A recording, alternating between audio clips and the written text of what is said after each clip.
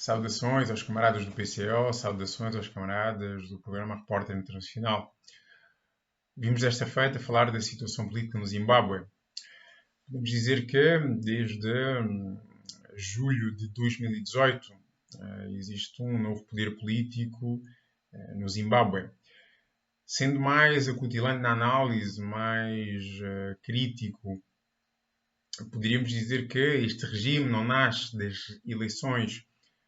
presidenciais, no regime presidencialista, mas sim de um golpe de Estado levado a cabo pelo Exército em novembro de 2017. Até porque as faces políticas envolvidas são as mesmas que hoje dirigem o país e são as mesmas que supostamente ganharam as eleições em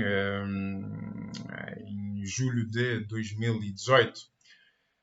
Na verdade, o país atualmente é conduzido por Emmerson Mnangagwa,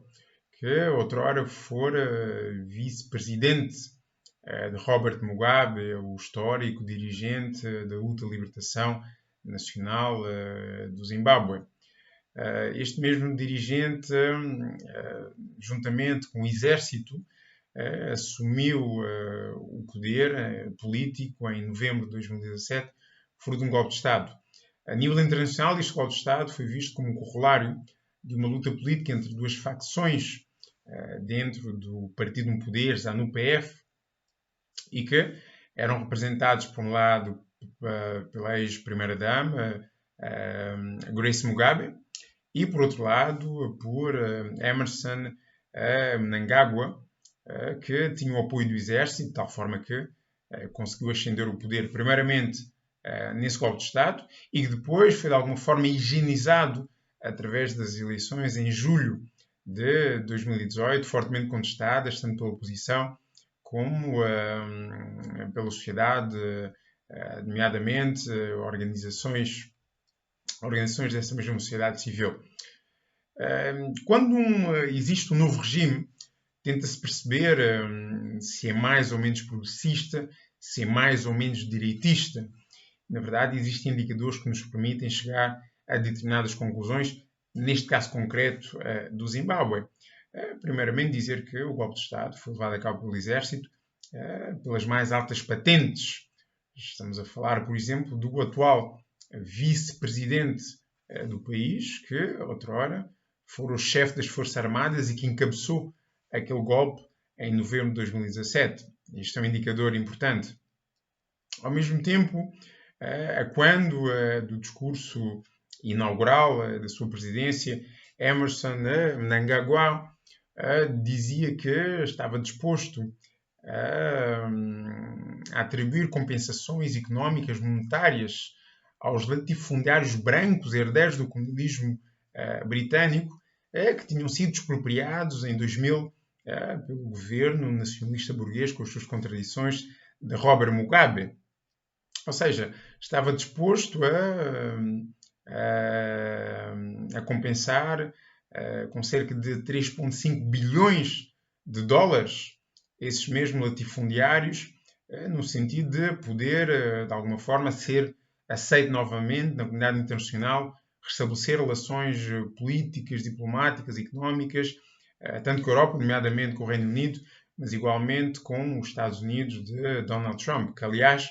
tinha colocado em cima da mesa esta questão, dizendo que era fundamental que houvesse esta mesma compensação daqueles que tinham sido expropriados em 2000. Na verdade, este é um indicador extremamente importante que demonstra também o quão direitista este novo regime. Igualmente, em janeiro de 2019, houve toda uma perseguição a elementos da classe trabalhadora e à classe trabalhadora zimbabueana que decidiram sair à rua para contestar o aumento em cerca de 130% do preço do combustível, com todas as consequências para o aumento do custo de vida derivado desse mesmo aumento. A consequência foi cerca de 12 mortes durante esse período de 3 dias, entre 14 de janeiro e 17 de janeiro, e igualmente a prisão e a perseguição de vários elementos da oposição que tinham criticado, juntamente com a classe trabalhadora zimbabueana, esse aumento do custo de vida. Igualmente, mais recentemente, a perseguição a jornalistas e elementos políticos que contestam e, à sua maneira, denunciam a corrupção nas altas esferas do novo regime e que tem vindo a sofrer repressão política e imprisionamento da parte deste mesmo regime. Ou seja, indicadores que demonstram o quão direitista é este mesmo novo governo. Um aspecto fundamental que demonstra também o caráter reacionário do golpe que foi dado em novembro de 2017 é que um ano antes, em 2016, o regime de Robert Mugabe, nunca é demais salientar isto, um regime nacionalista burguês com todas as contradições inerentes a este tipo de regime, mas decidira,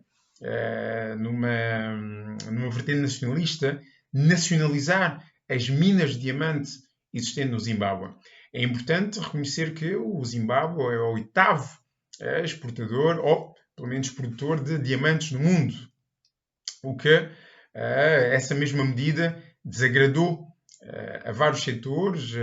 da burguesia internacional, do imperialismo. E então o golpe, de uma forma ou de outra, foi também uma resposta a essa mesma nacionalização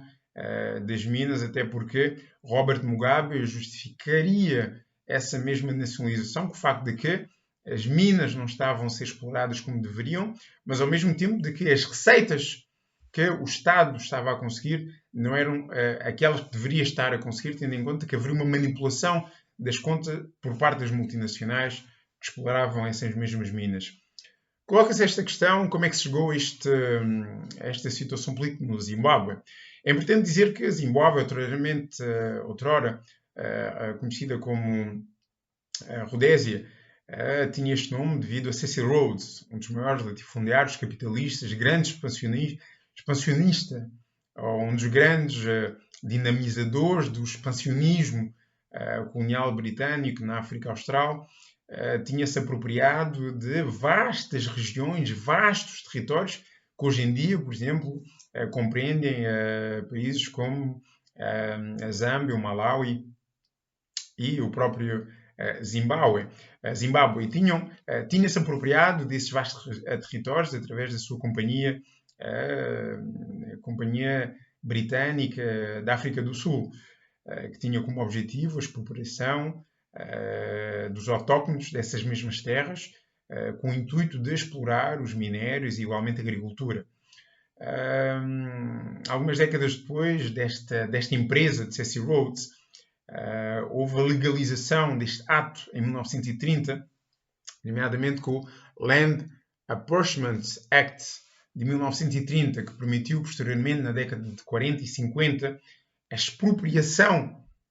das terras dos autóctonos, o que fez com que esses mesmos autóctonos fossem relegados para reservas, da mesma forma que aconteceu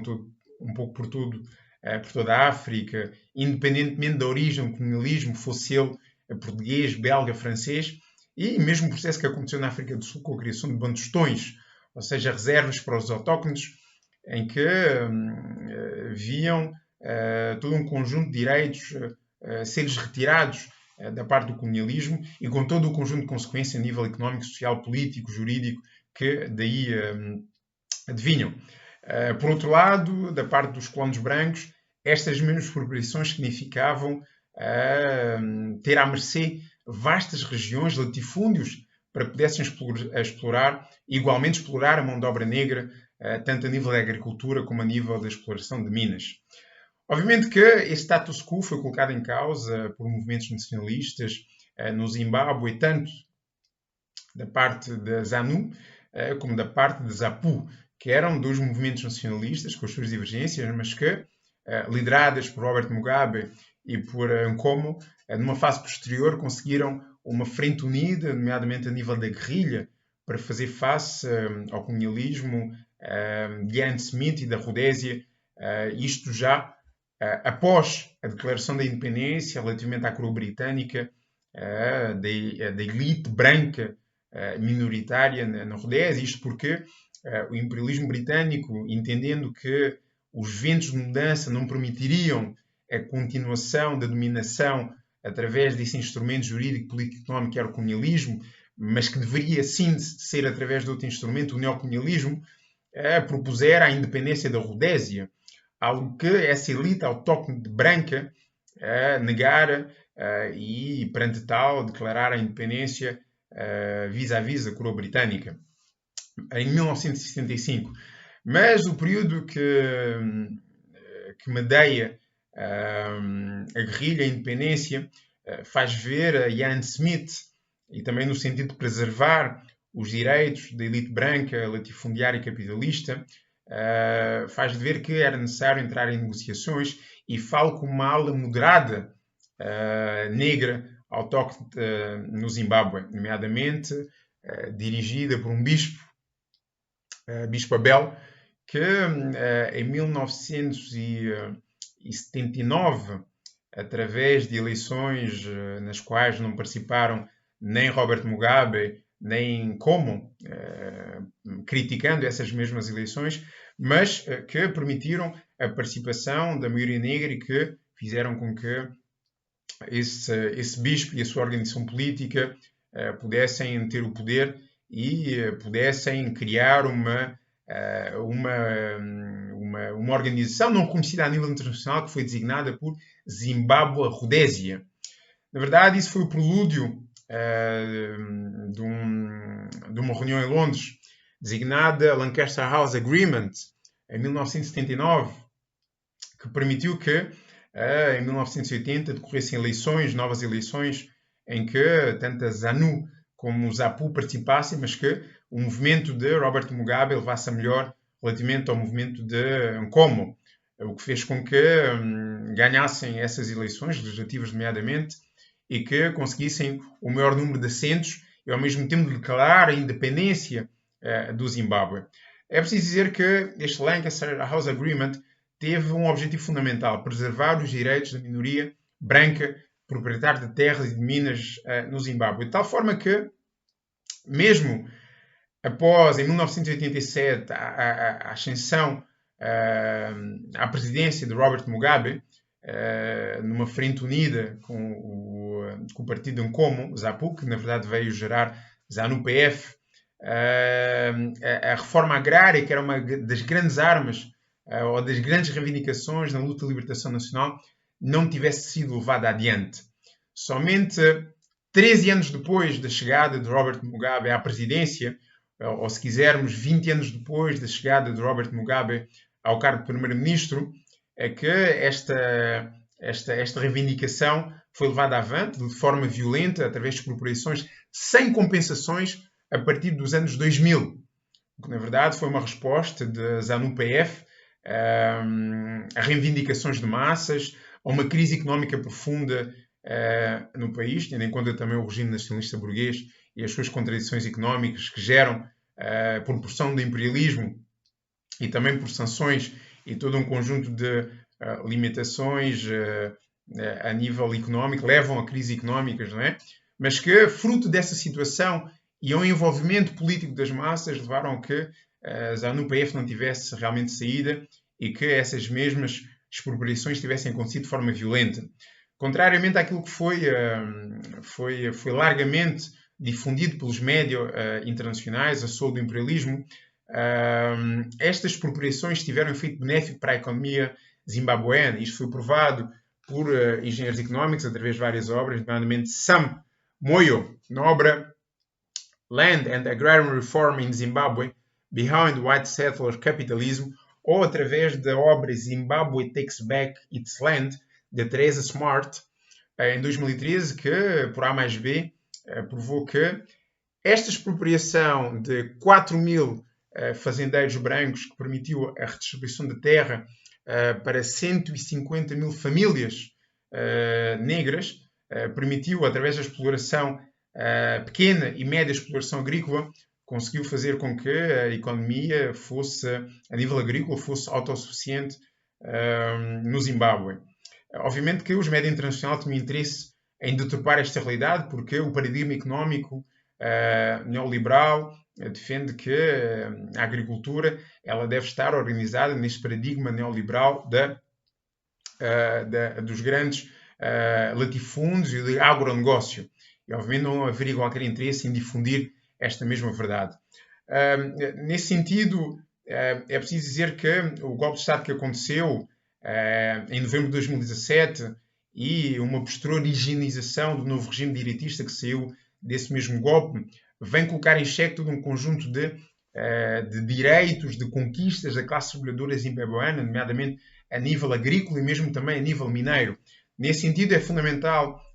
denunciar o que se passa atualmente no Zimbábue e demonstrar toda a solidariedade política para com a classe trabalhadora zimbabuana neste momento de ascenso da luta de classes a nível nacional.